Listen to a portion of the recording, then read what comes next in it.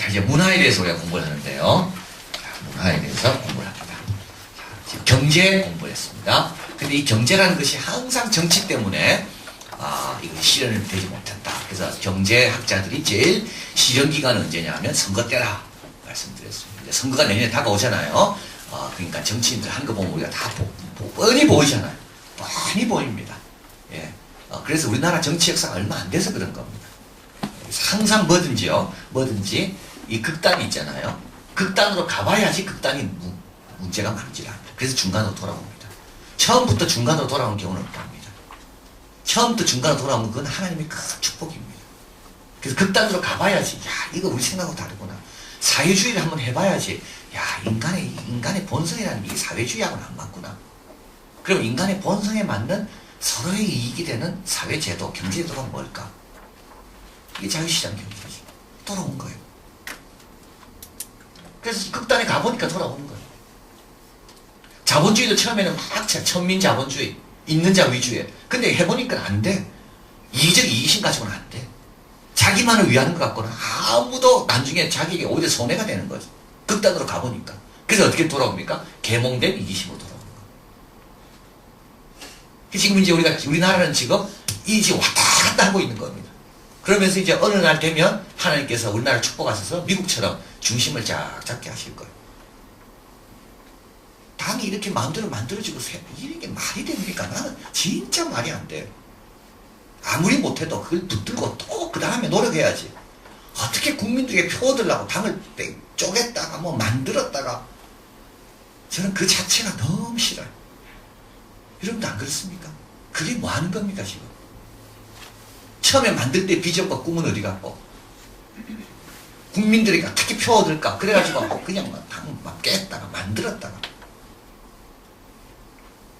그래서 이 경제는요, 항상 언제 실현을 당하는가? 경제학자들은 이 정치인들에게 실현을 당합니다. 그렇다고 또 정치가 없으면 되느냐? 아닙니다. 정치도 또 중요한 겁니다. 왜 중요한가? 정치는 누구의 목소리? 개인의 목소리가 중요하잖아요. 만약에 정치가 없다면 개인의 목소리는 또 없는 겁니다. 참 이것도 중요한 겁니다. 정치가 없다면 돈 있는 사람의 목소리밖에 없는 거예요. 그래서 돈 없는 사람이 자기의 목소리를 낼 수 있는 기회가 어디냐 하면 그 정치의 영역입니다. 왜냐하면 모든 사람이 다 한 사람이 하나의 투표권을 갖거든요. 돈이 아무리 많아도 투표권은 하나거든요. 그래서 정치가 추구하는 바가 있습니다. 정치는 평등을 추구합니다. 법 앞에 평등. 모든 사람이 평등. 배경이 어떻든 뭘 배웠든 IQ가 얼마 됐든 모두가 다 평등. 한 사람이 원 보트. 원 퍼슨 원 보트. 경제는요. 경제는 평등을 추구하지 않습니다. 경제는 효율성을 추구해요. 효율. 어떻게 하면 효율적으로 운영할까? 어떻게 하면 전략할까? 어떻게 하면 아낄까? 어떻게 하면 더 생산을 효율적으로 할까? 그게 경제입니다. 그래서 항상 이 두 개가 싸웁니다. 효율이 앞세우면요. 평등은 뒤처지는 거예요. 그렇다고 또 평등을 또 뒤처지게 하면 됩니까? 또 안 되는 거예요. 효율성을 따지면 어떻게 될까요? 노인들이 계시면 안 되는 거예요. 노인들이 의료비도 많이 들지요. 생산성도 없지요. 근데 왜 사회에 노인들이 있어야 됩니까? 효율만 따지면요. 이건요. 이 세상에 노인들이 있으면 안 됩니다. 약한 사람이 있으면 안 됩니다. 그 사람들 때문에 병원비도 많이 들지요. 그 사람 때문에 뭐 사회가 지하의 짐도 많죠. 근데 이 두 가지가 다 있어요. 효율을 따지면 평등이 빅 트레이드 오프. 효율을 잡으려면 평등을 놔야 되고, 평등을 잡으려면 효율을 놔야 되고. 그래서 이 정치와 경제가 이걸 놓고 늘 싸우는 겁니다. 근데 이제 중요한 것은 이 둘을 화해시키는 것이죠. 그게 문화입니다. 문화는 뭘 중요하게 여기느냐? 문화는 조화를 중요하게 여겨요. 아름다움을 중요하게 여겨요. 아름다움. 그리고 문화는 사랑을 중요하게 여겨요. 종교는 어디에 들어가 있냐? 종교는 여기 들어가 있습니다. 문화에. 그래서 우리의 역할이 뭐냐? 우리의 역할은 사람은 다 평등합니다. 그럼에도 불구하고 재능 따라 다 열심히 달려갈 수 있도록 도와줘야 됩니다. 효율성에서 처진 사람들을 많이 위로해주며 거기에도 하나님의 뜻이 다 있습니다. 괜찮습니다. 효율성을 따라 열심히 달려간 사람은 저주하지 않아요. 부자들을 욕하지 않아요. 다 열심히 돈을 벌어서 나라에 더 많이 기여해라. 그러면서 의미를 부여해주는 의미를 자꾸 부여해주는 거예요. 당신이 땀 흘리고 노력하는 의미가 있다. 저번에 말씀드린 임의성의 교정, 차등의 원칙, 너에게 많은 재능이 있다는 것은 그거는 우리 모두를 대표해서 너에게 주어지는 너 개인 것이 아니다. 그렇기 때문에 그 사명감을 가지고 열심히 노력해라. 그리고 많이 남겨서 좋은 일 많이 해라. 그건 어디서 합니까? 그거는 여기서 합니다.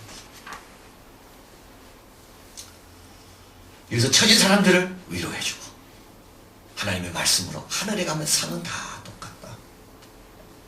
그래 어디서 산다고? 여기서 산다. 그래서 건강한 사회는요, 건강한 사회는 어떤 사회냐? 정치, 경제, 문화가 골고루 성숙한 사회가 건강한 사회입니다. 너무 정치적으로 되잖아요. 그 인도입니다. 인도는 똑똑합니다. 인도 사람은 얼마나 똑똑한지 몰라요. 그럼에도 불구하고 인도가 중국하고 경쟁에서 자꾸 처지는 이유는 인도는 정치의 과부하. 너무 정치적이야, 인도는. 이게 균형 있게 다 서로 견제를 해야 되는데, 그리고 인도는 또 인도 문화 자체가 또 아주 낙후되어 있어요. 그래서 한국 사회가 성숙하려면 정치, 경제, 문화가 골고루 세 영역이 건강하게 성장해야 돼요. 그리고 서로 존중해 줘야 돼요. 그리고 특별히 문화 영역이 제일 중요합니다. 지금 시점에서. 여러분 아이들한테요, 가정교육할 때요, 절대 치우치게 말하면 안 됩니다. 그러면 그 아이들이요, 그것만 전부인 줄 알고요, 그 아이들이 어른이 되면요, 우리보다 훨씬 더 치우칩니다. 우리는 화목해 하는 직책이에요. 화목해 하는 직책을 감당하려면 다른 사람의 장점을 볼 줄 알아야 화목시킵니다.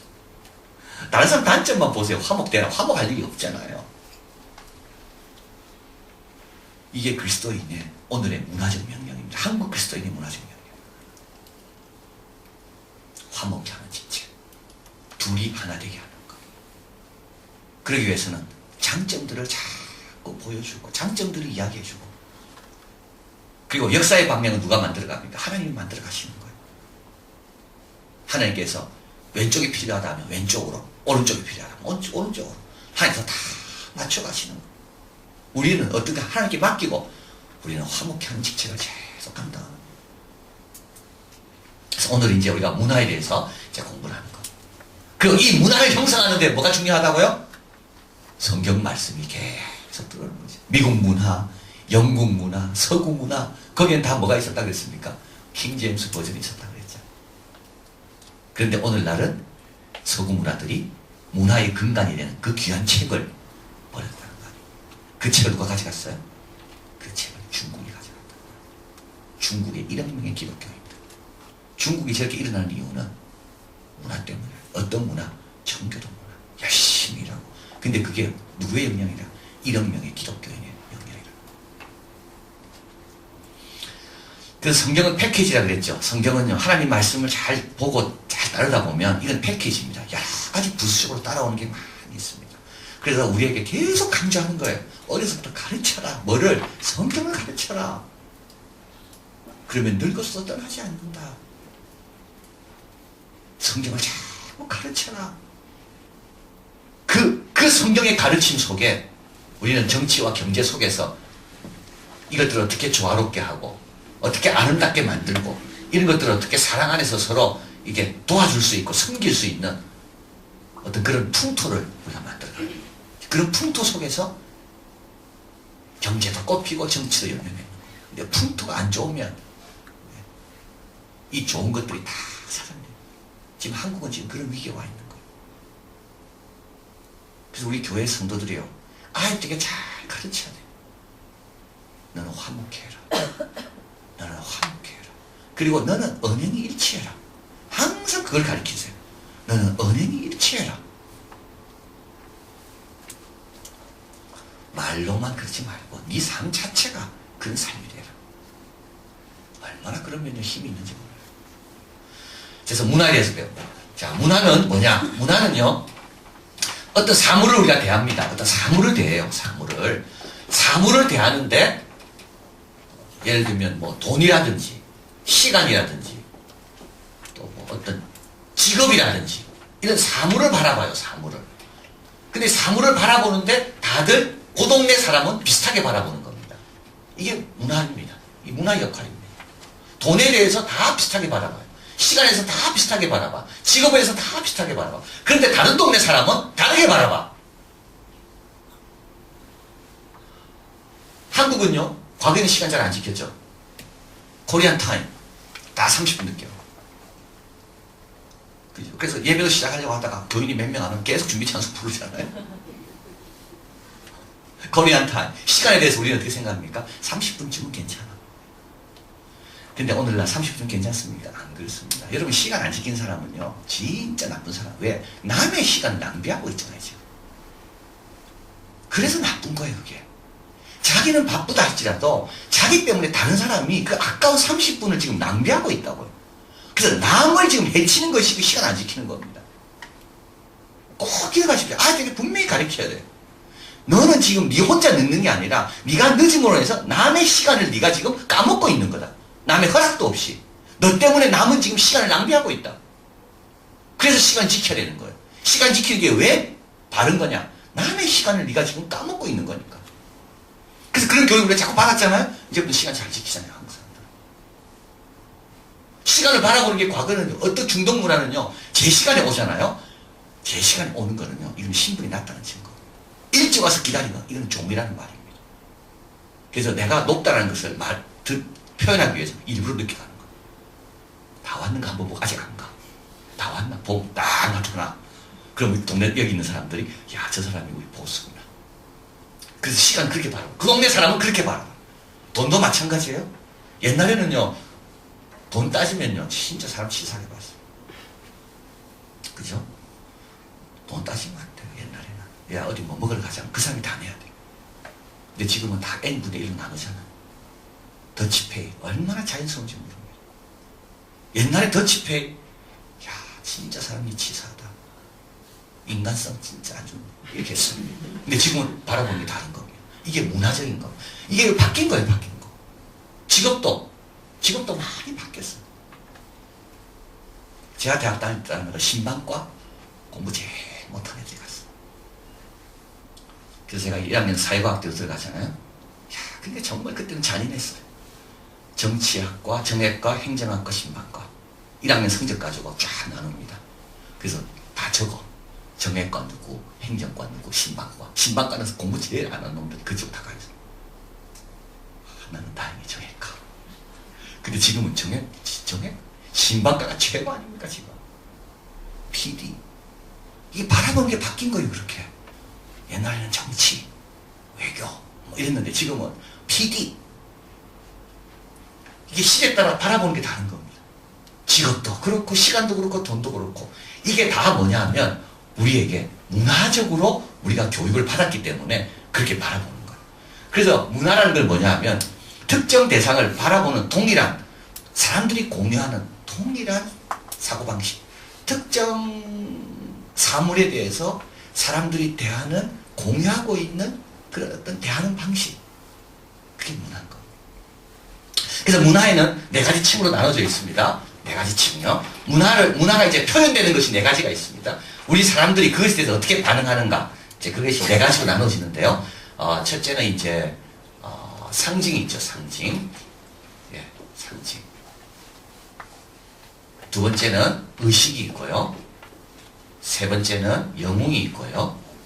네 번째는 가치가 있습니다. 그래서 문화를 드러내는 방편입니다.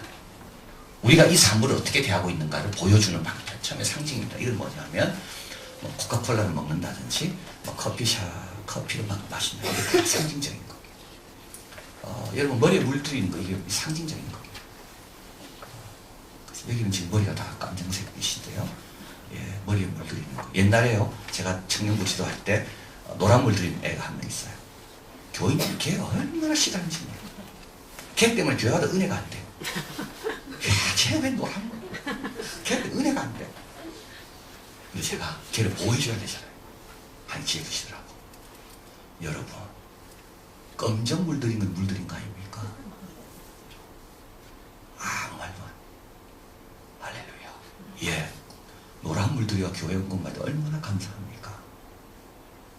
이제 물들인 사람 나타나기 시작하잖아요. 우리의 바라보는 관점이 바뀐 겁니다. 개방적으로. 다양성을 존중합니다. 모자 쓰는 거 있죠, 모자. 어디 모자 쓰지 모르는 앞에서. 모자 벗어. 예배 때 모자 벗어. 지금은 그만하면 큰일 납니다. 모자 패션이에요, 패션. 모자도 아무렇게 안 쓰면 약간 삐뚤하게 쓰고, 신경 많이 써서 써요, 왜. 걔는 그냥 쓰는 게 아니에요. 모자 하나 값이 얼마나 비싼지. 패션, 곧 존중해줘야 돼. 그래서 그런 상징들이 보이기 시작해요. 그때 처음에 저항하기도 하지만 받아들이게 돼요.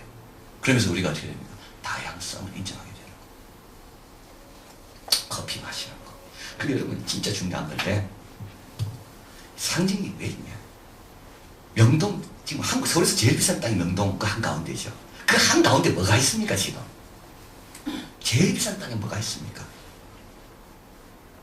스타벅스입니까? 바스쿠치인가요? 뭐가 옷가게가 있나요? 바나나 리퍼블릭인가요? 하여튼 뭐 할 수 있어요, 그게. 교회입니까? 교회는 아닙니다. 도서관입니까? 아닙니다. 이게요, 우리에게 상징하고 있는 게 있습니다. 우리는 제일 소중하게 여기는 게 뭐라고요? 수업이라는 거예요. 예배가 아니에요. 옛날에는요, 제일 비싼 땅, 제일 중앙에 뭘 세웠습니까? 교회와 성당을 세웠어요. 근데 지금은 제일 비싼 땅, 제일 중앙에 뭘 세우는가? 소비를 세워요, 소비하는 거. 다 이게 상징입니다. 국민들이 지금 뭘 지금 갈구하고 있고, 뭘 원하고 있고, 뭘 바라볼 때 그것이 제일 소중하다고 생각하고 있는가? 그래서 제일 비싼 땅에 도서관이 세워지지 않고, 제일 비싼 땅에 이런 소비할 수 있는 이런 가게들이 세워지죠. 이게 상징입니다. 두 번째 의식입니다. 의식을 통해서 문화를 알 수 있게 되죠. 인사하는 거. 우리나라는 인사합니다. 미국 사람들 인사합니까? 인사 안 합니다. 인사를 모릅니다. 우리 안녕하십니까? 자, 얼마나 좋은지 몰라. 어른이 오면 일어나, 정작. 일어나. 제가 최일도 목사님 만나서 나는 오면 일어나라 그런다. 그리고 우리 사역자들은 내가 가르친다. 오면 일어나. 앉고. 이게 기본이다. 그분이 뭐라 하냐니까 자기는 그랬다가 복지관인 직원들한테 금방 인터넷 올라가가지고 민원이 발생한대. 저보고 그래요. 목사님 300명 교인이니까 가능하지 1000명 교인 가능하지 않아요. 제가 뭐 말하면 그 말했고 300명 교인가 가능하지 1000명 교인 가능하지 않아요. 우리는요 그게 해야 편한 겁니다. 어른이 오면 뭔가 달도 좀 모으고 어른이 오면 옷도 좀 이렇게 하고 이래야지 편한 겁니다. 이게 뭐죠? 의식입니다. 의식. 우리는 그만큼 나이 많은 사람에 대해서 의식하고 있다는 말이에요. 이게 우리 문화예요. 근데 미국 애들은 어떤가요? 안 일어납니다. 다리 딱. 우리 집에 그때 우리 아버지 친구 아들 왔는데 소파에 딱 일어나. 속이 부글부글. 근데 그건 걔가 당연한 거예요. 걔는 당연한 거죠. 의식을 통하여 내가 사물을 어떻게 보고 있는지를 드러냅니다. 영웅. 어떤 사람이 지금 우리 시대의 영웅입니까? 옛날에는 제조업, 정주영 씨 이런 사람이 영웅이었어. 개척하고 산업을 일으키고 공장을 만들고 막 개척하고 막 가가지고 막 거북선에 그림을 가지고 가가지고 우리는 원래 배 만드는 사람들이었다. 막 이렇게 하고 포니 자동차를 막 만들고 국민차고 일본 거 미쓰비시 가져와가지고 분해해가지고 막 어떻게든지 그냥 만들고. 근데 지금은 영웅이 누구죠? 지금 영웅 누굽니까? 지금 네? 지금 영웅은요, 소비 많이 하는 사람이 영웅입니다. 명품 들고 다니는 사람이 영웅입니다. 제가 전에 말씀드렸잖아요. 이태리 프렌치에 가가지고, 물론 제가 살라고 간 건 아니에요. 프라다 아울렛에 갔어요. 프라다 아울렛. 엄청나게 크더라. 꽉 차있어. 누구로? 중국 젊은이와 한국 젊은이들. 꽉. 걔들은 피렌치에 왜 갔는지도 몰라. 걔들은 돈 모아가지고 명품 사러 가고. 어저께도 제가 약국에서 며칠 전에 약국에서 약 하나 기다리는데 그 아줌마 딱 앉으셔가지고 약사 그분한테 그렇게 하더라. 내 샤넬백 사라니까. 그 290만 원짜리인데 난 당신한테 60만 원에 줄게. 샤넬. 오늘 영웅은 누구죠? 오늘 영웅 누굽니까? 열심히 일하고 실험실에서 열심히 실험하고 오지에 가가지고 막 개척하고 이런 사람이 영웅입니까? 우리 아이들이 어디에 관심이 많습니까? 오늘은 소비입니다, 소비. 이런 것들이 다 우리가 그걸 그렇게 바라보는 거예요. 그걸 부러움으로 바라보고 그것이 최고 아름답게 보이고 그리고 이 모든 것 뒤에는 뭐가 있는가? 가치가 있습니다. 가치. 가치는 뭐냐? 화살표가 달린 감정입니다. 내 감정이 나도 모르게 그쪽으로 자꾸 가고 있어요. 그게 내 가치관입니다. 사람마다 화살표가 달린 감정이 다 달라요. 가치죠, 가치. 그래서 문화를 우리가 비평한다, 문화를 판단한다는 것은 이런 상징과 의식과 영혼과 이런 표현이 아니라 이 속에 숨어있는 가치를 가지고 문화를 진단하는 거예요. 야, 이 문화는 병들었구나. 이 문화는 많은 사람들에게 소외를 주겠구나. 이 문화는 많은 사람들을 잘못된 방향으로 인도하겠구나. 그 문화 속에 숨겨져 있는 가치. 그래서 우리는 이제 성경적인 가치가 있잖아요. 섬기고, 사랑하고, 덮어주고, 도전하고, 많이 베풀고, 비교하지 않고, 뭐 이런 가치입니다. 이런 가치. 근데 아직도 한국은 이런 가치가 아주 부족합니다. 근데 참 제가 미국에서 공부를 하면서 하나 느끼는 건요. 미국은요, 절대 비교하지 않더라고요, 애들이요. 그렇다고 인정할 것도 인정하지 않는 것도 아닙니다. 하버드 갔다. Oh, wow, you are so bright. 끝이야. 그렇다고 자기 자신을 뭐 그렇게 보지 않아요. 오, 하버드, good school. 뭐 영어가 그거밖에 안 돼. That's it. 그걸 끝이에요. 근데 우리는요, 제가 하버드 갈 실력이 안 되는데. 우리는 뒤에서 말이 너무 많아. 미국 대학 졸업식에요. 가보면요, 제가 또 예일 대학 적을 라틴어입니다. 졸업장이 라틴어. 하나도 못 알아들어요. 알아듣는 게 있어요. 쿰 라우데, 라우데, 숨마 쿰 라우데. 이거 라우데는요, 찬양한다는 말이에요. 그냥 우등생. 쿰 라우데는 위드 랍차 찬양한다. 진짜 잘했다. 숨마 쿰 라우데는 최고로 잘했다. 근데 졸업 아이들 이름 부를 때 그냥 안 부릅니다. 이 아이가 쿰 라우데인지 라우데인지 숨마 쿰 라우데인지 딱 부릅니다. 한국은요, 불렀다가 큰일 납니다. 근데 또 그걸 끝이라니까요. 그걸로 모두가 행복해요.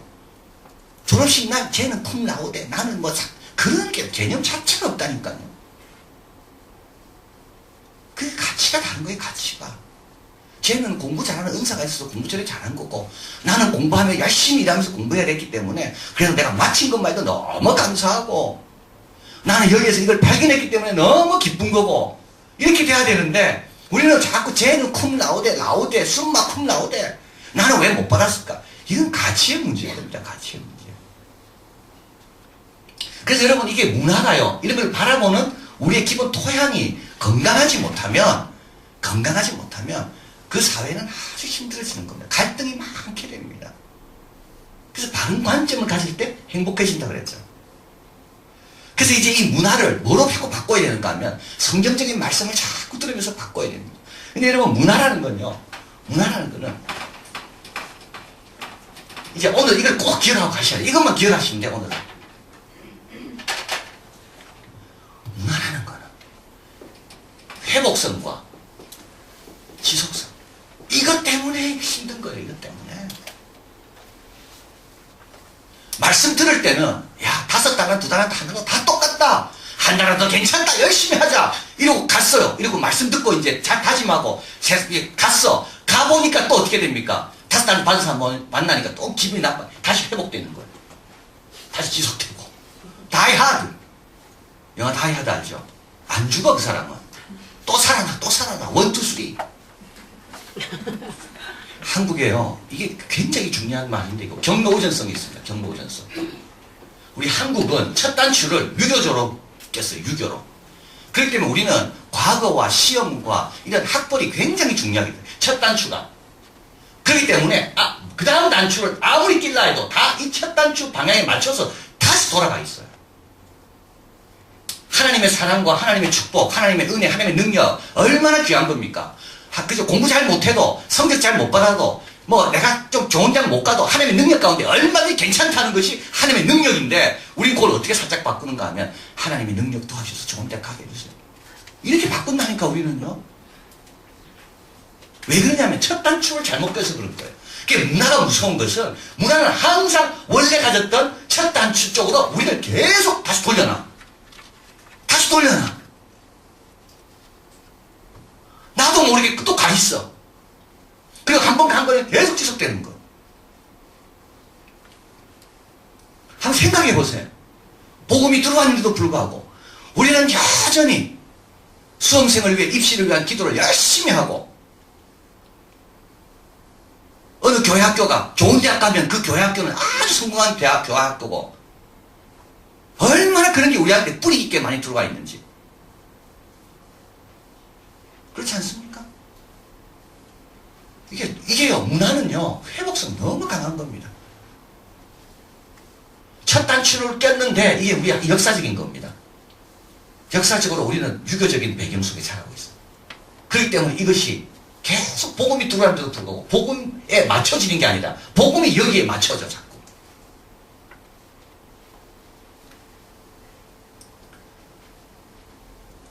그래서 문화 충돌이 무서운 겁니다. 문화 충돌. 회복 지속성. 러시아가 무너졌습니다. 러시아가 무너지고 공산주의가 무너지고 이제 자본주의 시장 경제가 들어갔습니다. 사람들은 다 생각했습니다. 자본주의는 인간의 본성에 관련된 거기 때문에 자본주의가 들어오면 다 성공할 것이다. 근데 러시아에 딱 가보니까 안 맞는 거예요. 자본주의는 뭐랄까요? 지극히 문화적인 거라는 거예요. 참 중요한 거지. 참 문화적인 거예요. 문화가 기본 토양이 안 돼 있으면 어느 것도 들어와가지고 다 이상하게 변질되는 거예요. 그래서 우리가 자꾸 그러니까 성경을 자꾸 읽어야 되는 이유가 하나님의 말씀을 자꾸 들어야 되는 이유가 우리의 이 첫 단추 우리뿐만 아닙니다. 일본은 일본대로 첫 단추가 잘못 끼어 있고 모든 세계 나라들이 다 근데 미국 같은 경우는 처음 시작부터 청교도들의 말씀에 의해서 시작됐기 때문에 첫 단추가 잘 끼어 있는 거예요. 거기는. 그러니까 아메리칸 드림이란 말이 나오잖아요. 아메리칸 드림이란 말이 뭡니까? 이건 격려한다는 말입니다. 꿈꾸고 도전하는 사람들을 축복해주고 격려해준다는 게 아메리칸 드림이에요. 차이나 드림이 있습니까? 없습니다. 미국이 매력적인 이유는 미국이 모든 사람들에게 매력적인 이유는 문화적이기 때문에 문화적 매력성이 있는 거예요. 내가 한국에 와가 내가 한국 시민이 되겠다는 사람이 있나요? 없습니다. 내가 중국 시민이 될게. 내한테 중국 시민권 좀 달라 내한테. 내가 이렇게 돈이 있는데 내가 가서 줄 테니까 중국 시민권 좀 달라. 이런 사람이 있습니까? 없습니다. 로마는요. 로마 시민권은 매력적이에요. 로마 문화가 매력적이기 때문에. 그래서 이 문화가 이렇게 중요한 거예요.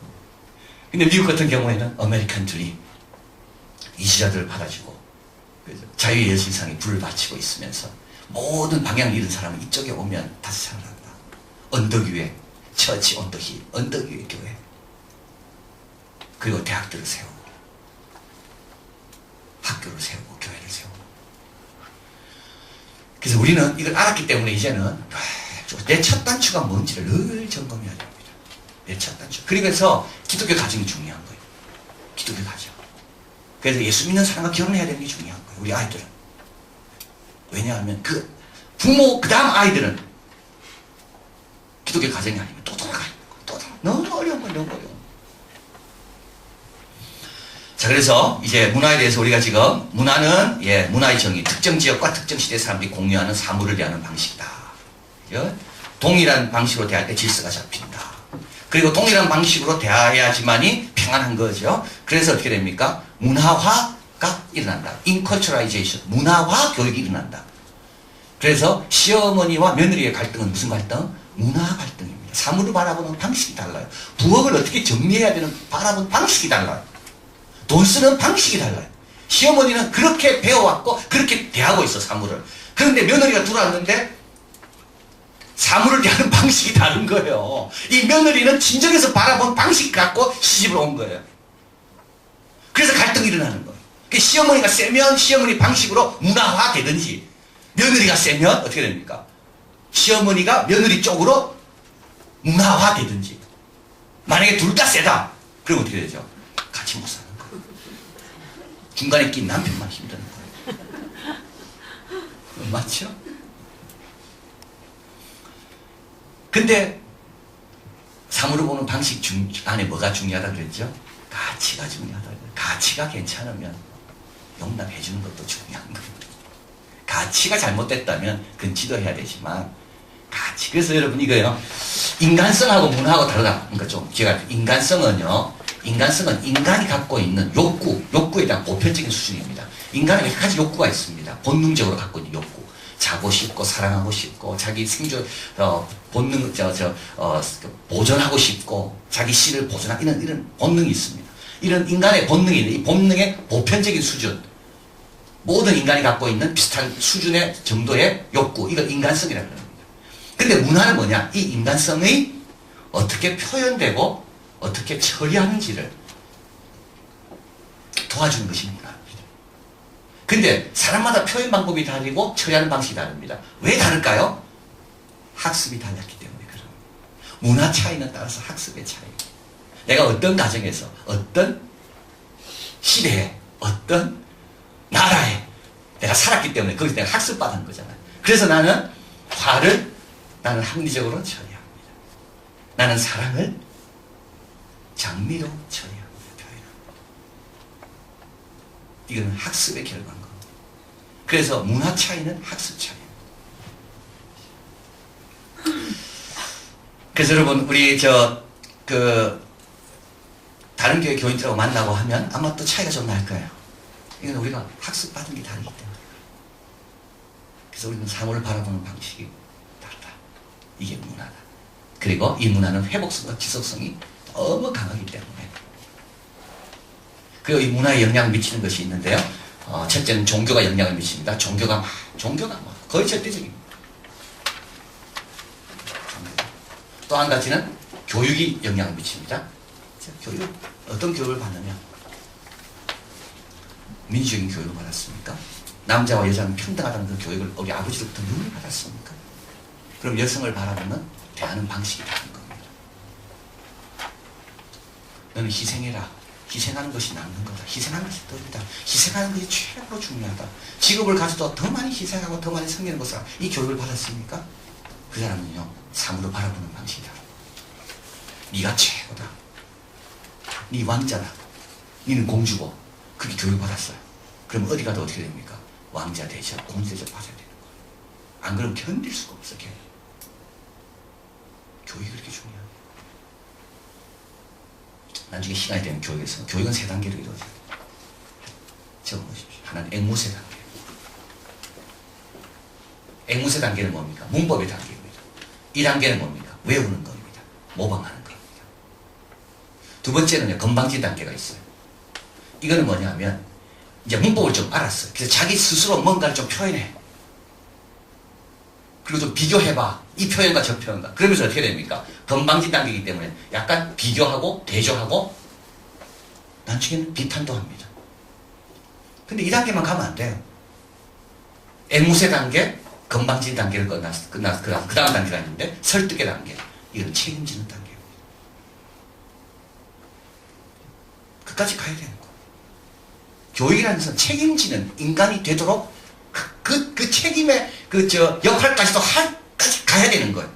근데 많은 경우는 앵무새 단계를 지나가지고 앵무새 단계는 뭐 열심히 배우겠죠. 반복하고 생각 없이. 그러다가 건방진 단계가 오면 비교하고 대조하고 비판합니다. 근데 실제로 자기가 책임을 져보면 이게 쉽지 않다는 걸 알게 되는 거예요. 비로소 이때 어떻게 됩니까? 설득할 수가 있게 되고 남을 이끌게 되는 겁니다. 여러분 비난만 해가지고 절대 남 못 이끕니다. 자기가 본도 보여야 되고 참아야 되고. 그래서 아이들을 교육시킬 때 우리 1단계까지 가야 돼요. 앵무새에서 건방진 단계, 그 다음에 설득의 단계. 그런데 여기서 뭘 자꾸 배워야 되고, 뭘 자꾸 비교해봐야 되고, 뭘 자꾸 책임져야 되는가? 그 가치는 어디에 있는가? 그 가치는 성경에 있는 성경.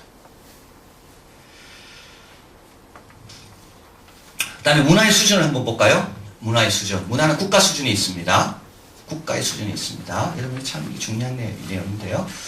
국가의 수준. 그 나라가 어떤 문화를 갖고 있나, 전통 문화. 거기서 다 이렇게 결정된 경우가 있습니다. 그 나라가 어떤 발전 단계를 거쳐왔는가. 그 나라가 겪는 독특한 역사가 뭔가. 한국에 독특한 역사가 있죠. 분단도 있고. 전쟁도 있었고 일제식민지도 있었고 그런 것들이 우리의 어떤 그런 기질을 형성하는 데 영향을 많이 미쳤어요. 우리의 전통 종교, 유교 영향을 많이 미쳤습니다. 그리고 도시와 산업화, 민주화, 세계화 이런 것들이 우리의 영향을 많이 미쳤어요. 그러니까 우리나라는 얼마나 지금 빨리 변하는지 몰라요.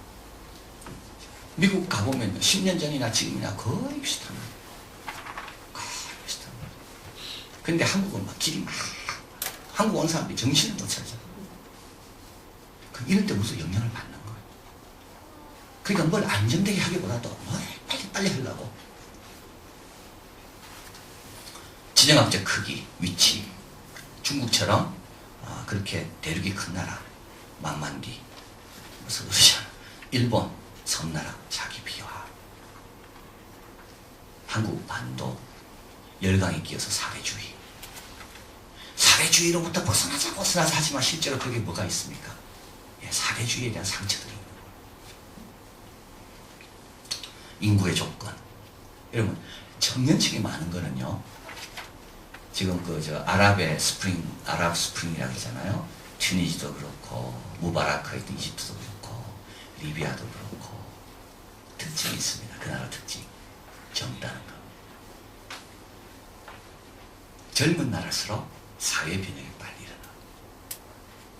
젊은 인구가 전체 인구의 60%. 그러니까 30대 이하가 60% 이상이 되는 나라가 역사 가운데 거의 다 혁명이 일어났던 나라고 사회 변혁이 열명이 있는 나라입니다. 그러니까 우리나라도 사회 변혁을 하고 좋은 나라를 발전하려면 젊은이가 많이 나와야 돼요. 제가 일본 가서 놀란 게 있어요. 일본은 역시 노령사회인지 노인들이 그래 많이 보이더라. 얼마나 멋쟁인지 가죽 잠바 입고 마오라 페라리 이태리 차 타고 다니는 노인들밖에 없대. 그게 그 나라가 발전하기 어려운 거예요. 노인들은 다 자기 거 지키려고 그러잖아요. 다 지키려고 그러고 다 안전 약 오늘도 비타민 몇 개 먹고 이 약이 나를 참 기분 좋다 이거에 관심이 있지 뭐 역사에 관심이 없거든. 노인들은 그 나라는 아주 이렇게 고여있는 거. 근데 아랍 다 젊다. 아프리카에 희망이 있다는 이유는요, 아프리카는 젊은이가 많다는 거예요. 그게 우리도 젊은이가 많아야 돼요. 젊은이들을 많이 또 이렇게 드러내줘야 되고 또 젊은이들에게 도전을 많이 해야 되고 이런 것들이 그 나라 기질을 정하는 겁니다. 노년층이 많으냐 젊은이가 많으냐 어린아이가 많으냐 그게 그 나라 기질이죠. 어떤 역사적인 것을 변천을 경험했느냐 그게 그 나라를 정하는 거예요. 어떤 종교를 첫 단추를 어떤 종교에 했겠냐 첫 단추가 어떤 거냐 경로구전서. 근데 한국은 너무 감사하게 유교를 통해서 다 무너지고 일본 일제시대 때 다 양반 쌍놈 다 없어지고 거기에 이제 폐허가 됐을 때 아무것도 붙잡을 게 없을 때 전통도 못 붙잡고 나라도 못 붙잡고 이제 진짜 꺼져가는 등불이 될 때 그때 복음이 들어오고 말씀이 딱 들어오고 교회가 세워지고 얼마나 감사하지. 자, 그래서 이제 경제도 중요하고요. 또 이게 이제 제가 지금 문화의 수준을 말하는 국가 수준이 있고요. 지역 수준이 있습니다. 그죠? 지역.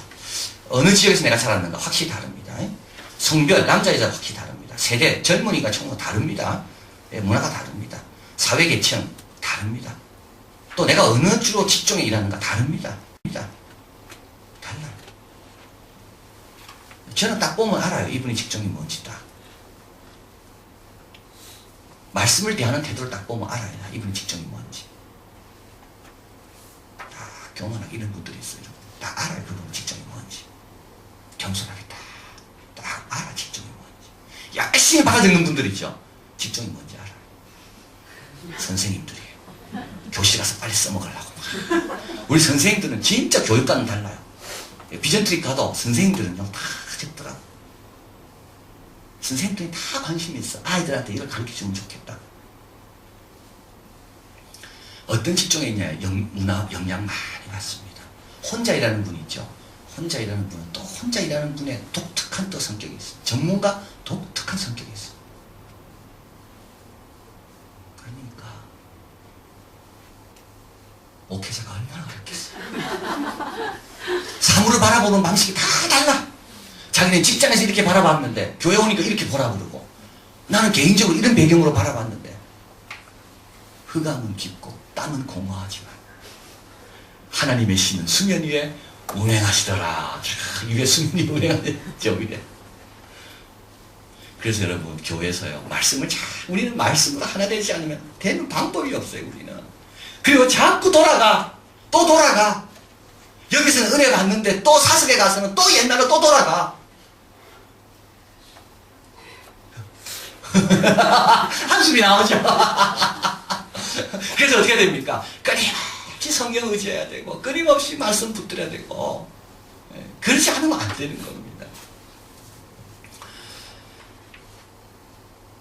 그래서 이제 이것만 이야기가 좀 쉬겠습니다. 문화 충돌이 일어납니다. 문화 충돌이 제일 무섭습니다. 문화적 정체성이라는 게 있거든요. 문화적 정체성. 신앙적 정체성이 있습니다.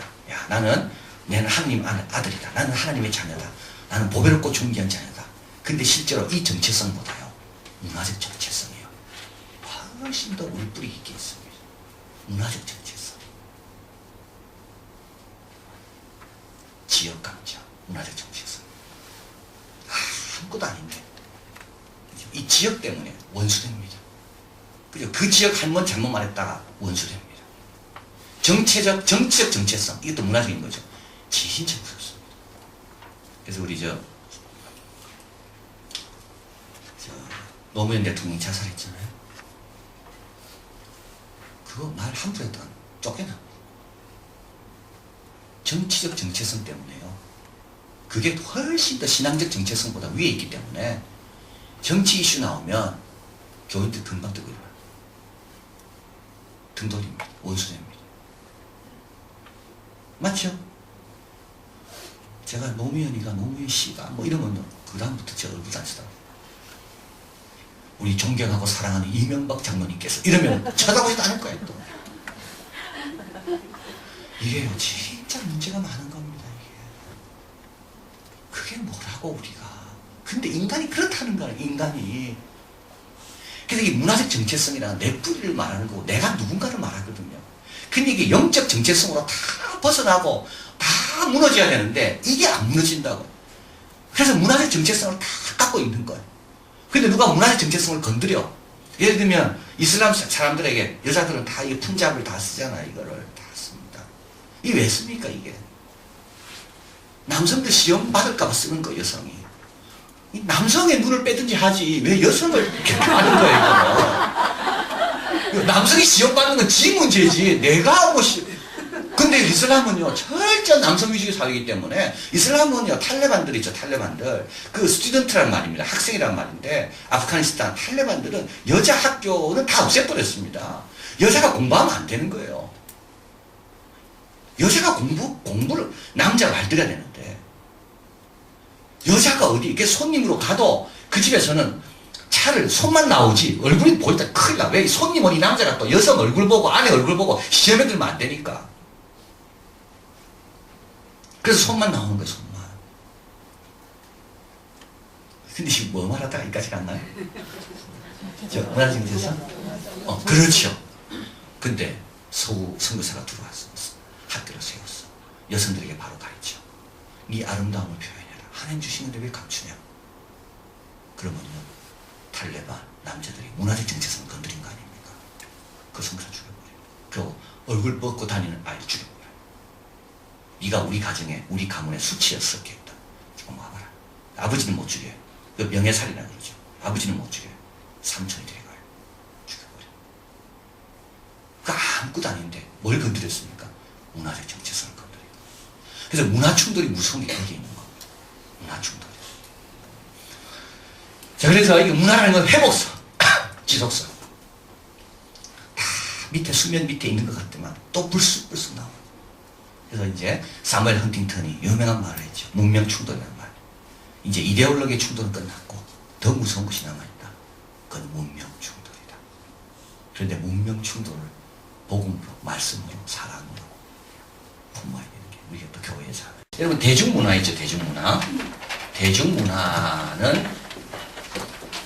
대중문화가 있고요. 그 다음에 민속문화가 있습니다. 민속문화. 그리고 이제 고급문화. 고급 문화는 이제 클래식을 가리킵니다. 근데 고급 문화는 이 진입 장벽이 너무 어렵습니다. 문화 활동에 참여하기가 참 어렵습니다. 그 이해하기도 어렵고 돈도 많이 들고. 민속 문화는 뭐냐 하면 이 자연스럽게 그냥 크리스마스 추리한다든지 또 관광순례 같은 거.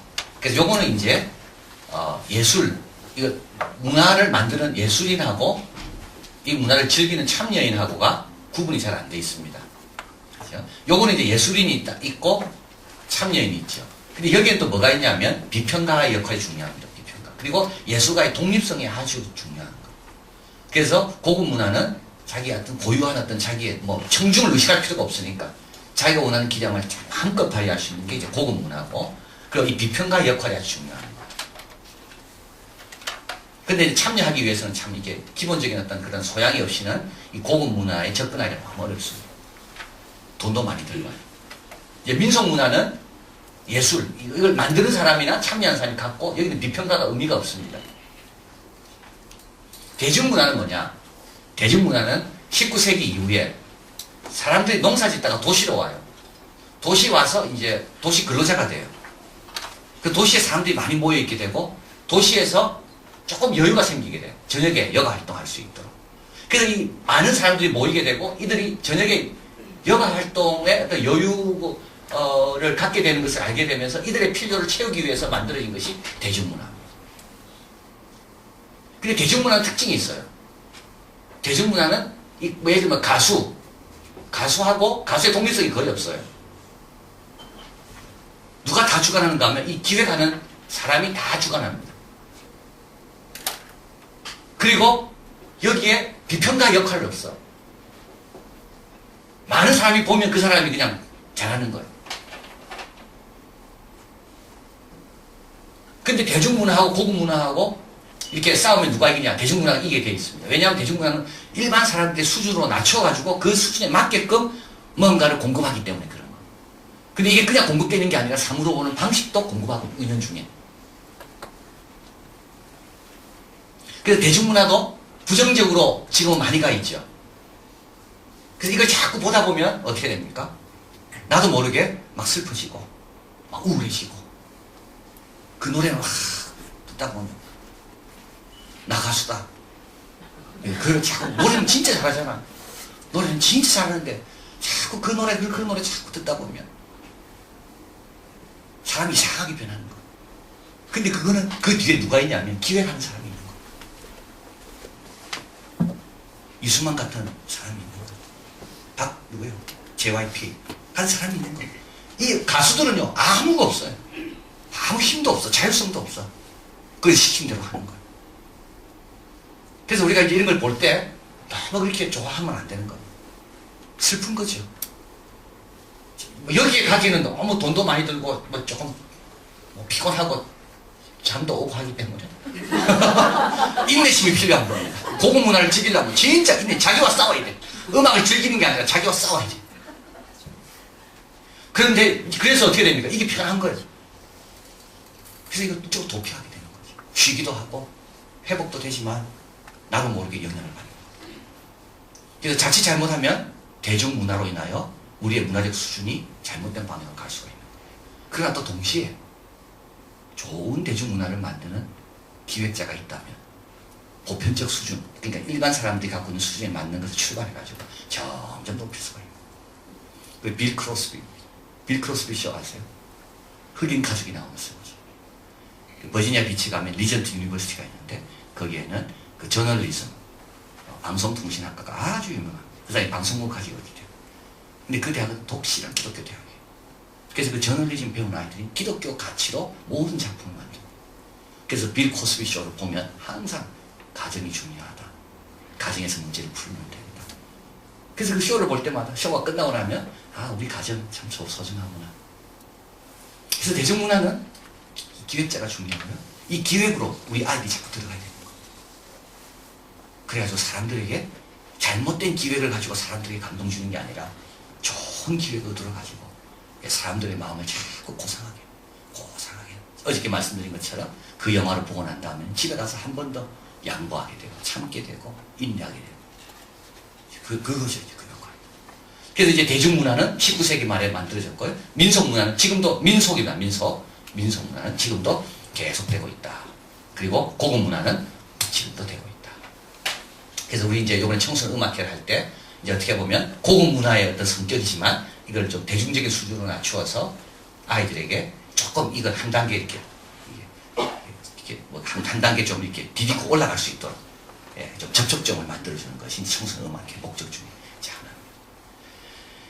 자, 이제 마지막으로 그리스도와 문화에 대해서 한번 해보겠습니다. 자, 이제 오늘 우리가 또 이분에 대해서 좀 배우게 되는데요. H. 리차드 리버라는 사람. H. 리차드 리버. 그래서, H. 리차드 리버. 이분의 형이 있습니다. 라인 홀드 리버. 이분의 여동생이 있습니다. 왈더 리버. 너무 훌륭하게 키웠다고 해서 이 어머니에게 명예박사학위를 줬습니다. 자식 잘 키워도 이렇게 되는 거예요. 라이언드 리버는, 이 왈더 리버는 교육학자고요. 라이언드 리버는 누구냐면 우리가 잘 아는 기도문이죠. 나에게 순고함을 가르쳐 주셔서 받아들일 것은 받아들이게 하시고, 나에게 용기를 주셔서 변화시킬 것은 변화시키게 하시고, 나에게 지혜를 주셔서 변화시킬 것과 받아들일 것을 구분하게 해주십시오. 이 유명한 기도를 했던 분이 라이언드 리버. 이분은 원래 디트로이트에서 목회를 했습니다. 목회하면서 현실을 많이 부딪힌 거예요. 그러면서 이 사람이 깨달은 게 있어요. 개인은 선하지만 개인이 집단에 들어오면 성격이 바뀌는구나. Moral man and immoral society. 개인과 대할 때는 너무 좋은 분인데 이분이 어느 집단에 들어가냐에 따라서 갑자기 사람이 바뀌는구나. 맞죠? 안 맞습니까? 일본 사람과 개인이 만나면 좋습니다. 근데 갑자기 일본 팀과 축구 활동에 응원하게 되면 어떻게 됩니까? 빨리 봐라, 뭐 죽겠다. 뭐. 개인은 좋아요, 개인은 좋아요. 그러나 이해관계에 딱 부딪히게 되고 이해관계 집단에 내가 들어가게 되면 그 다음부터 원수가 되는 거예요. 이게 무서운 거예요, 이게. 그래서 그 사람이 그래서 책을 썼어. Moral Man and Immoral Society. 그래서 개인에게 어프로치 접근하는 거하고 집단에게 접근하는 거 달라야 된다. 집단은 뭐가 필요해? 정의가 필요하고 법이. 개인에게는 은혜, 사랑. 근데 이분의 동생이에요. H. 리차드 리버. 제가 이제 말하고자 하는 H. 리차드 리버예요. 제가 이 사람 그 조상한 밑에서 사진 찍었어요. H. 리차드 리버. 미국 신학자 중에 신학자예요. 이 사람의 아들이 하버드 대학 당시의 교수였어요. 그 아들 이름은 리차드 H. 리버예요.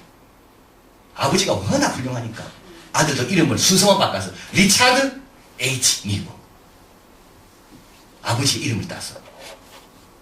근데 이 사람이 그리스도와 문화의 관계를 5가지 유형으로 나눴어. 근데 이제 이 사람 말하기 전에 또 한 사람 이야기해야 될 분이지. 여러분 막스 웨버라고 아시죠? 막스 웨버. 막스 웨버는 누구냐면 프로테스탄트 윤리가 자본주의 정신에 영향을 미쳤다는 책을 적은 독일의 유명한 사회학자입니다. 그 당시만 해도 칼 막스의 이론에 의해서 생산관계, 물질이 우리의 생각에 영향을 미친다는 것이 팽배했습니다. 근데 이 사람이 연구를 해보니까 틀렸다는 거예요. 거꾸로라는 거예요. 정신이 물질에 영향을 미치지 물질이 정신 그거는 안 맞다. 이 사람이 막스 웨버가 책을 냈는데 그게 뭐냐면 자본주의라는 이 물질 관계는 어디서 왔냐? 프로테스탄트 윤리에서 왔다. 그래서 자본주의가 일어난 나라를 쭉 점을 찍어보니까 다 퓨리탄의 정신, 전략하고 금검하고 노력하고 합리적으로 재산을 관리하고 하는 이런 개신교 윤리에서 자본주의가 왔다. 그래서 정신이 더 중요하다. 이게 이 사람의 핵심입니다. 물질이 정신을 만드는 게 아니라 정신이 물질을 만들어간다. 그래서 물질이 중요하다. 아니죠? 정신이 중요하다. 그렇죠? 그랬는데 이 막스 웨버 2층에 사는 사람이 있어요. 막스 웨버 2층에 사는 사람, 어저께 제가 이름이 생각이 안 나고 고민 많이 했는데 생각났어. 어렌스트 투레치라는 사람이 이 사람 2층에 살았어. 이 사람은 사회학자고 그 사람은 신학자고. 그 둘이 대화를 막 주고받는 거예요. 그러면서 이 사람들이 뭘 했는가 하면 뭔가 아이디얼 타입을 만들자. 그래서 어떤 특성을 정하고 이 특성과 이 특성이 비교하는가 연구해보자. 이 연구 방법을 이 둘이서 막 논한 거예요. 그래서 어렌스트 투레치라는 독일의 신학자가 교회가 사회에 어떻게 반응했는가? 세 가지 타입이 있다. 처치 타입, 교회는 사회를 품는 거. 섹트 타입, 교회는 교회 나름대로 열심하는 거. 미스티즘, 신비주의는 뭐냐? 그런 거 상관없이 주님과 나와의 개인만 관계를 맺는 거. 이걸 세 타입으로 나눈 거예요. 그리고 이 사람이 막스웰에게 막 영향을 줬어. 너 미국 한번 가봐라. 막스웰 미국 갔다 오잖아요. 자본주의와 개신주의를 어떤 관계가 있어?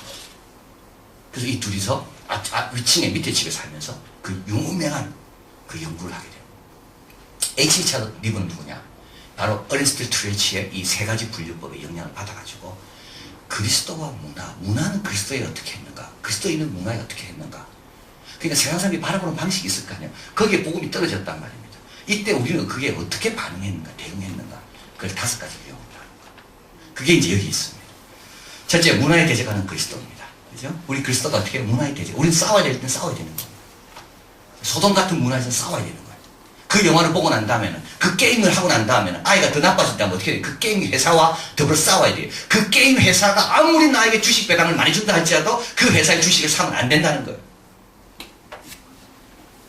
그렇죠. 우리 아이 게임 하면서 그 주식 좋아가지고 사가 주식 배당 받는 거 좋아하고 그래야 되겠습니까? 안 되는 거죠. 문화에 대적하는 그리스도. 아이를 버리고 첩을 얻고 이런 기독교의 기본 가치관과 다른 문화. 처음에 복음이 들어와서 한국도 마찬가지입니다. 그래서 첩이 있었습니다. 그래서 교회에서요 첩 둔 사람은 다 출교시켜버렸어요. 여러분 첩이 없어진 건 교회 때문에 없어진 겁니다. 출교를 해 이 사람은 아직도 첩 정리를 못했어. 어디 그러고 교회 와 있어. 당신 나가. 그러면 첩 없으니까 교회 때문에. 얼마나 감사하지. 교회 때문에 제일 혜택을 누리는 그룹이 두 분이라고 그랬죠. 여성이고 아이입니다. 그죠? 아이가 내게 오는 것을 묻지 마라. 여러분 미국 교회는요 밥 먹을 때요 누가 제일 먼저 먹겠습니까? 어른이 먼저 먹을까 아이가 먹을까요? 아이들이. 왜? 아이들이 제일 배고프거든. 한국은요 버르장머리 없이 기다려. 근데 실제로 배는 애가 더 고파요. 그렇죠? 근데 그것도 또 일리가 있어. 애들한테 가르쳐야 되니까. 인내도 가르쳐야 되고. 근데요 그게 대적하는 겁니다. 그걸 용납하지 않고 싸우는 거예요. 그래서 핍박 많이 받은 겁니다. 타협해도 되지만 초대교회가 핍박, 우리 처음에 제사제도 이런 거 얼마나 핍박 많이 받았어요. 대적하는 거. 이건 아닌데. 이거는 하나님 말씀, 또 현실도 이렇지 않는데 잘못된 문화적 관습 때문에 해오고 있고 그로 인하여 많은 사람이 피해보고 있다면 대적하는 거. 초창기는 그렇게 됩니다. 두 번째는 문화의 그리스도. 이 말은 너무 사회가 좋아요. 그래서 이 사회는 그리스도와 일치되는 사회다라고 착각하는 경우가 있습니다. 사회주의가 그 중에 하나였습니다.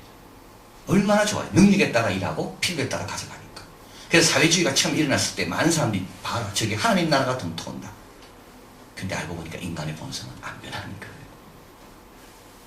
사회주의 공산권 지도자들이 더 부패하고 더 타락하고 백성들은 더 못 먹고 더 창조적이지 못하고 자유가 없을 때는요 창조성이 없습니다. 창조성은 자유와 함께 합니다. 그리고 문화 위의 그리스도, 이거 로마 캐톨릭이죠. 예, 그래서 중세로 넘어옵니다. 처음엔 대적했습니다. 그러다가 이제 교회가 점점 인정을 받게 되고 영향력을 미치게 되면서 이제 중세로 들어오게 됩니다. 중세가 들어오면 어떻게 됩니까? 교회가 다장아가는 거예요. 이게 로마 캐톨릭이에요. 중요한 결정을 내릴 때 로마 캐톨릭에서는 교황에 따라. 여러분 로마 캐톨릭 대학이에요. 지금 서강대학도 그렇고 캐톨릭 대학이 있잖아요. 그 캐톨릭 대학에 학문의 자유가 있을까요? 학문의 자유가 있습니까? 학문의 자유가 없습니다. 교황이 말한 거에 반대되는 이론을 내세울 수가 없습니다. 그 사람 그 대학에서 나가야 돼요. 한번 물어보세요. 그런 연구는 안 할 거예요. 캐톨릭은 모든 기준이 뭐냐? 교황이 말한 것이 원칙이 되고 거기에 따라서 학문도 그걸 뒷받침하는 것이 학문이 돼야 되지 그걸 넘어서는 학문? 예를 들면 베드로가 결혼했는데 왜 초대교회는 결혼했는데 왜 지금 신부들은 결혼 못하냐? 이런 걸 역사적으로 밝혀요? 그 사람 쫓겨나요. 그래서 우리 윤리학자들 가운데 아카데믹 프리덤 가지고 고민하는 사람들이 많아요. 캐톨릭 성도인데 캐톨릭 대학에서 가르치는데 현실성이 없는데도 불구하고 현실성이 없어요. 근데도 비숍들이 모여가지고 막 응원하는 겁니다. 청소년 문제, 청소년의 성생활 이런 걸 이렇게 가르쳐야 된다. 이게 교회 방식이라 꽉 나갔는데 아무도 실행할 수가 없어. 그 어떤 생각이 그들에게 있냐면 교회가 중심이다. 교회가 모든 걸 다 장악해야 된다. 캐톨릭이 지금도 그렇습니다. 조지타운 대학이죠. 얼마나 좋은 대학입니까? 강의실에 딱 가보면요. 성모 예수님께서 십자가에 다 달리신 십자가가 다 있습니다. 조지타운. 여러분 캐톨릭 신부들 가운데요. Society of Christ SC라는 명함을 갖고 다니는 분이 있습니다. 이 서강대학 갔습니다. 예수회입니다. 얼마나 아카데미에 탁월한지 모르고. 근데 탁월한데 그걸 다 어디에 쓰느냐? 교황이 말한 것을 어떻게 우리가 지원하는가? 로마 캐톨릭은 지금도 그렇습니다. 그래서 이거는 교회 문화 위의 그리스도입니다. 다 장악해야 돼. 다. 근데 이게 현실적으로 불가능하고 하나님 뜻도 아니에요. 하나님 뜻도 아니에요. 교회도 부족한 게 얼마나 많이 있는데, 교회도 도움받아야 될 게 얼마나 많이 있는데 안 되는 거예요. 그 다음에 이제 루터가 종교개혁을 합니다. 문화와 역설적인 교회 관계에 있는 그리스도. 이 말은요, 자, 여기 교회가 있습니다. 그리고 여기 세상이 있습니다. 교회는 하나님의 은혜가 다스리는 곳이죠. 말씀을 듣는 곳이고, 세상은요, 은혜가 다스리지 않기 때문에 세상에는 법으로 다스려야 돼요. 세상에 악한 사람이 너무 많이 있어. 교회는 그래도 믿으려고 왔기 때문에, 그 성도들은 은혜로 충분해. 세상은 법으로 다스려야 돼요. 그래서 교회는 말씀이 있는 것이고, 성직자가 있고, 세상은 뭡니까? 정치인이 있는 거예요. 그 권세자, 왕이 있는 거예요.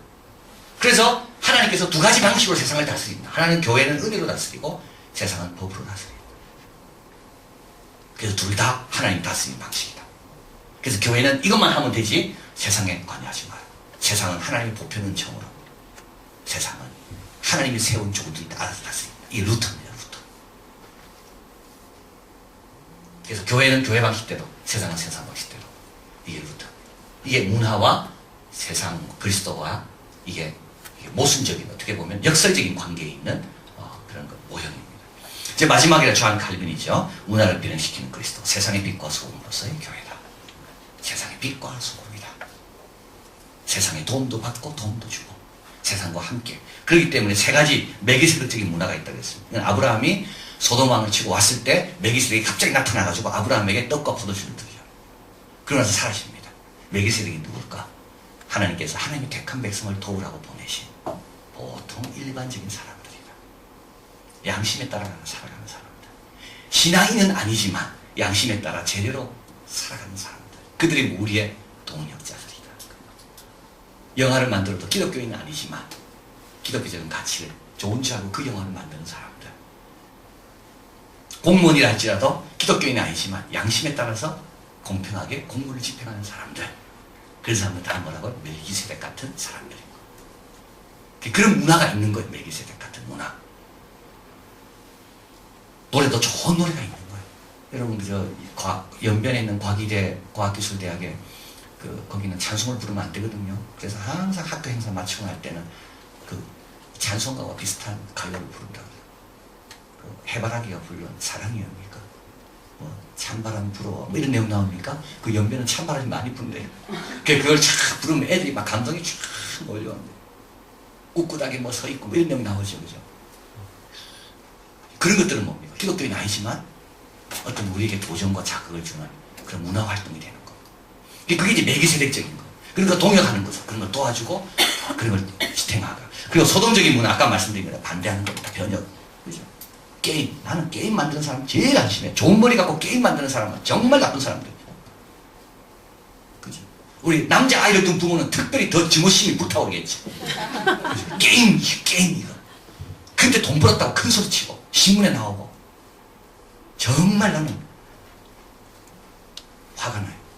그 좋은 머리 가지고 게임을 만들고 아이들로 하여금 평생 게임의 노예가 되도록 더 좋은 게임만 고민하고 있고 그런 소돔적인 문화. 그리고 아브라함적인 문화가 있습니다. 변화와 판단의 주체가 됩니다. 말씀입니다. 계속 듣는 겁니다. 문화적 정체성보다 더 중요한 영적인 정체성을 가져라.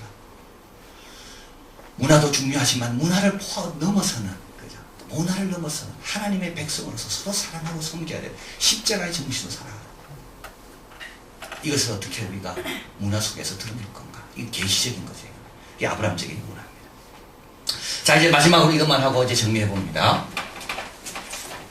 이것도 이제 오늘이 마지막이 한 발 잡고 이거 하는 것도. 그죠? 자,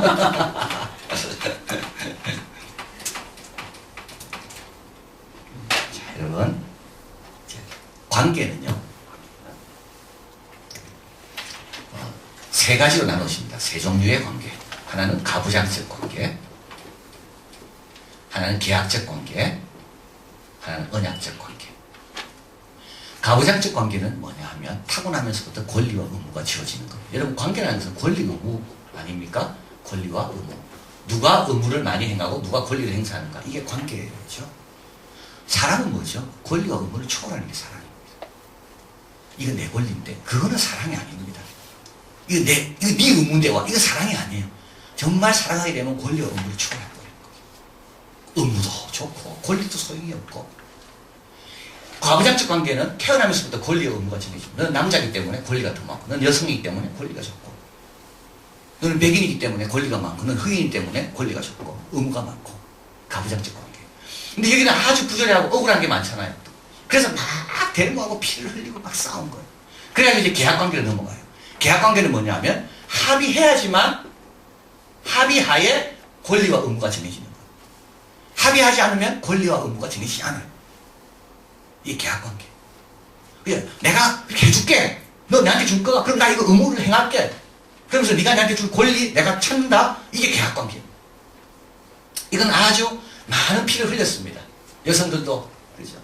또 아이들을 대신해서 누군가 아이들의 권리를 위해서 많이 희생하고, 백인들을 흑인들을 위해서 많이 희생하고, 그래서 이제 계약관계가 된 거예요. 근데 이 계약관계의 특징이 뭐죠? 이거는 권리와 의무를, 이거는 합의를 하려고 하니까 도덕적 최소주의에 빠지는 겁니다. 권리를 많이 찾고 싶고 의무는 최소한으로 하고 싶고. 그래서 계약에 신경이 많이 쓰는 거예요. 계약을 내가 혹시 나갈까봐, 나도 모르게 내 의무가 많아질까봐, 내 권리를 못 찾을까봐. 그래서 계약서에 보면 특약사항도 막 넣고 막 깨알같이 쓰고, 문제가 생기면 계약서 있지 않잖아요. 근데 여러분, 계약서가 다가 아닙니다. 내가 오늘 중요한 가르쳐 드립니다. 이런 아주 비싼 이게 정보입니다. 자, 계약을 했어요, 내가. 근데 알고 보니까 내가 잘못 계약했어. 근데 내가 사인 다 했어.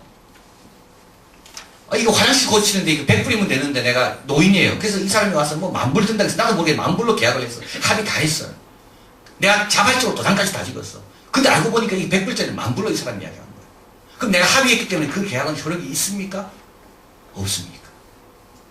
법원에 가져갔어요. 아니, 할머니 당신이 다 도장 찍었는데 뭐 이지르냐? 계약이 조건되려면, 형성되려면 두 가지가 있어요. 하나는 자율성. 강압에 의한 계약은 계약이 아닙니다. 또 한 가지는 호혜성. 쌍방에 유익해야 되는 거예요. 일방적으로 한 사람에게 손해가 된다는 것은 그 계약은 무효한 거예요. 호혜성. 그래서 법원에 가져가면 누가 이게 할머니가 이기는 거예요. 이 사람은 너무 자기 걸 많이 챙겼고 할머니가 모르는 무지를 이용해가지고 호혜, 상호 혜택을 주는 입장, 그런 계약을 맺지 않았다. 너무 터무니없다. 이 남치는 거. 근데 계약관계 들어가면 자꾸 계약을 따지게 되고 권리와 의무를 찾다 보니까 어떻게 됩니까? 내 중심이 됩니다. 내 중심이에요. 내 권리, 내 의무. 그래서 관심은 누구에게 있다? 사람에게 있지 않고 서비스에 있는 거예요. 무서운 거죠. 사람은 관심을요, 서비스에 있어. 이게 계약관계. 서비스가 없으면 어떻게 돼요? 당장 떠납니다. 여러분, 교회 생활요, 우리 이한교회 왔어요. 야, 이 서비스 진짜 많다. 진짜 우리 서비스 뺄 거 없네. 떠나. 이런 사람은 계약관계로 교회 생활하는 사람. 결혼도 마찬가지죠. 그 사람이 줄 수 있는 서비스 계약하는 거죠. 다 이거 우지는 사람 다 계약하죠. 사전에 계약 다 하는 거. 뭐 애를 놓고 뭐 안 놓고 뭐 이거 다 계약하는 거. 애를 놓을 경우, 놓고 이혼할 경우는 얼마, 애를 안 놓고 이혼할 경우는 얼마. 그건 뭐죠? 서비스에 관심입니다. 서비스에. 그렇기 때문에 모두가 서비스에 관심이 있기 때문에 외롭습니다. 모두가 도구고 수단입니다. 그리고 내가 도구와 수단으로 되지 않으려고 끊임없이 발버둥칩니다. 또 따져보고 또 따져보고. 근데 이거는 지금 근대화되면서 온 겁니다. 이것만 해도 많은 발전이 있은 겁니다. 근데 이제 마지막 언약관계는 뭐냐? 언약관계는요, 마틴 루터 킹 주니어가 암살당하기 전날 멤피스에서 연설을 한 거, 이렇게 연설합니다. I see the promised land. 나는 약속의 땅을 바라본다. 이제 알았어요. 자기가 내일 죽을지. 느낌이 왔는지 모르겠어요. 그래서 이제 모세가 느보산에 올라가지고 약속의 땅을 바라본다. 그 연설을 이제 하는 거예요. 나는 이제 느보산에 올라왔고 저기 약속의 땅이 보입니다. 그래서 나를 이것까지 인도하신 하나님께 감사하고 백인들이 나를 많이 도와줬습니다. 나는 지금 약속의 땅이 보이네요. 모세처럼. 그러면서 그가 선한 사마리아 비유 이야기를 해요. 비유 내용이 이렇습니다. 강도 만났습니다. 레위인 제사장 그냥 지나갔습니다. 선한 사마리아 그냥 지나가지 않아. 왜? 질문이 달랐다는 거예요. 레위인 제사장은 이렇게 질문했어요. 내가 이 사람을 도와주면 내가 얼마나 비울까? 계약관계죠. 내가 이 사람 도와주면 내 여행에 얼마나 지장이 초래될까? 내가 이 사람 도와주면 이 사람 혹시 강도 만난 척 하다가 나를 덮치면 내가 어떻게 될까? 못 도와주는 거예요. 선한 사마리아 사람은 질문이 이랬습니다. 내가 이 사람 도와주면 이 사람이 어떻게 될까? 자, 이 사람의 가정이 어떻게 될까? 내가 이 사람 한 번 더 내 가는 길을 멈추고 이 사람을 여관에 데려가서 치료해주고 이 사람이 여행 갈 수 있도록 도와주면 이 사람의 미래가 어떻게 될까? 하나님께서 우리에게 맺는 관계는 언약 관계죠. 내가 아들을 보내면 인류가 어떻게 될까? 내가 7번, 70번씩 용서했지만 그래도 또 용서해주면 얘는 또 어떻게 될까? 또 은혜를 주면 어떻게 될까? 이 언약 관계. 자, 그래서 아버지, 아들, 성령, 이분의 관계는 언약 관계입니다. 서로를 위하는 관계, 서로가 빛나기를 원하는 관계. 근데 하나님께서 이 관계가 너무 좋아요. 그래서 하나님께서 인간을 창조하신 거예요. 왜? 너희들도 이 언약 관계를 좀 맺어라. 내가 이 관계를 맺어보니까 이건 완전히 환상이고 이거 여기가 천국이다. 너희들도 언약 관계를 좀 맺어라. 그래서 독일의 유명한 신학자가 하나님께서 인간을 왜 창조했는가? 그 책 한 권을 적었어요. 칼바르트가. 책 한 권이 왜 창조했는가? 왜 창조했을까요? 언약 관계를 경험하라고 창조했다는 거예요. 그래서 그런 말합니다. 창조는 우리의 언약을 위한 외부적인 조건이고 언약은 창조의 내부적인 목적이다. 자, 너무 멋있는 말이죠. 이런 가치가 어디에 스며들어 있다고요? 성경에 있다는 거예요. 그래서 여러분이 이런 가치, 내가 저 사람을 도와주면 저 사람이 어떻게 될까? 그래서 선교도 하고 아이들 위해 희생도 하고 교회 봉사도 하고 내가 뭘 얻을까 보다도 내가 좀 더 기도해 주면 우리 교회가 어떻게 될까?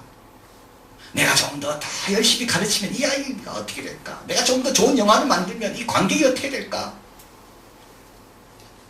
그게 언약 관계인 거예요. 그래서 그런 가치들을 우리는 끊임없이 배워야 되고, 그래서 마지막에 적어드렸죠. 도적이 오는 것은 도적질하고 멸망시켜 죽이는 것뿐이요 내가 온 것은 양으로 생명을 얻게 하고 더 풍성하게 얻게 하려 합니다. 두 가지가 나와 있습니다. 주님은 두 가지를 원하십니다. 첫째는 생명입니다. 생명 얻어야 돼요. 생명 얻지 않은 삶에 풍성한 삶이란 아무 의미가 없습니다. 그러나 생명 얻는다면 뭐 하라고요? 풍성한 삶을 살 수 있도록 도와줘야 됩니다. 이것이 바로 기업이 하는 일이고, 이것이 이런 좋은 문화를 만드는 일이고, 이것이 또 경제가 달란트, 이런 바른 관점으로 우리가 경제활동에 참여할 때 풍성한 삶을 살 수 있도록 도와줘요. 그래서 주님은 우리에게 오신 것은 생명만 주고 아무렇게나 살아라가 아니라 생명을 주고 풍성한 삶을 살아라. 그러기 위해서는 어떻게 하라고요? 네, 계약적으로 살지 마라. 계약적으로 살지 마라. 언약적으로 사는 거예요. 그래서 위에서 부여된 사명을 가지고 또 살아가는 거예요. 물건을 만들어도. 자, 그래서 이것은 어디 있다고요? 이거는 하나님 말씀에 있다. 하나님 말씀에 있다.